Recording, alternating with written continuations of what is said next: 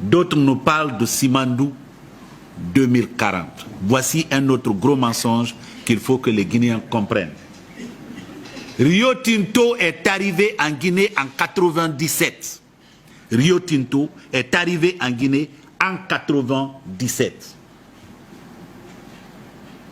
Vers la fin des années Lansana Conté, c'était les femmes de Lansana Conté qui négociaient avec les compagnies minières pour avoir le bloc 1, 2, 3 ou 4 sur Simandou.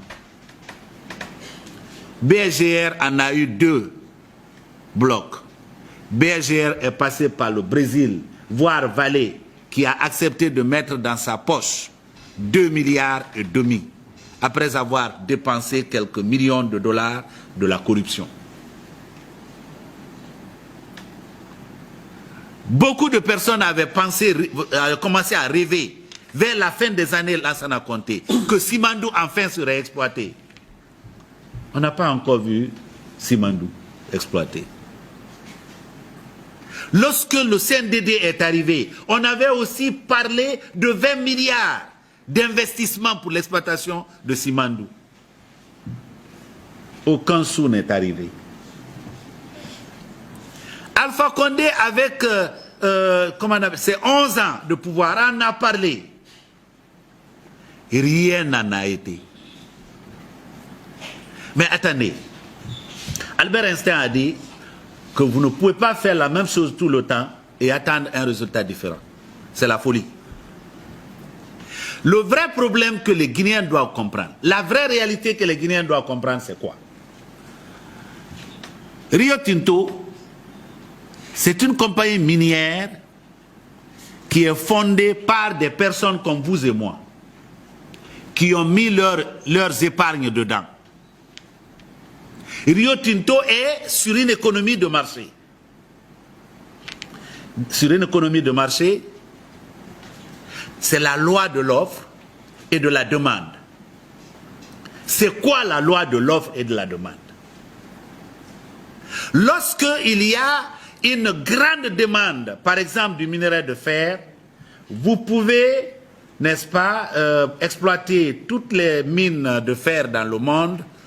Vous allez avoir un prix pour vos mines, parce que la demande est grande. Mais lorsque la demande est petite, quelle raison avez-vous de déverser davantage de mines sur le marché qui ne valent pas? Le plus grand consommateur d'acier, c'était la Chine. Mais pour ceux qui savent lire les chiffres des marchés, ils savent que les besoins en acier de la Chine sont en chute libre depuis quelque temps. Et est-ce que les gens croient que les investisseurs de Rio Tinto, de BHP Billiton, de Vallée, ce sont des gens qui n'ont pas de cerveau? Ils vont ouvrir Simandou, qui a la meilleure réserve mondiale de fer, au moment où le prix du fer est en chute libre sur le marché international? Et il y a une autre réalité que les Guinéens doivent comprendre. Parce que cette fois-ci, quelle que soit la grosseur de ce mensonge, nous n'allons pas croire. Même si Alpha nous avait dit qu'en Guinée, plus le mensonge est gros, plus les gens y croient. Non, très honnêtement. Nimba, une autre montagne qui contient du fer. Nous l'avons en partage avec le Libéria et la Côte d'Ivoire. Lorsque les CEO se sont tenus à Kigali, il n'y a pas longtemps, le président actuel du Libéria a pris la parole. Qu'est-ce qu'il a dit? Quelque chose que les Guinéens que nous sommes devrions entendre, intégrer. Il a dit, nous aussi nous avions du fer sur Nimba. Mais nous l'avons complètement exploité au moment où notre peuple n'a pas encore de l'eau potable, n'a pas encore à manger. Ça, c'est une parole que les Guinéens devaient comprendre. Parce que le fer, la bauxite, le diamant, l'or, l'uranium ou n'importe quel corps qu'on trouve dans notre sous-sol, ce ne sont pas des ressources renouvelables.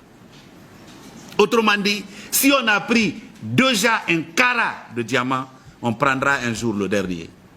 Si on a déjà pris 1 gramme de bauxite, 1 gramme de fer, un jour on prendra le dernier. Mais il faut se poser la question, ce jour-là, que deviendront nos enfants?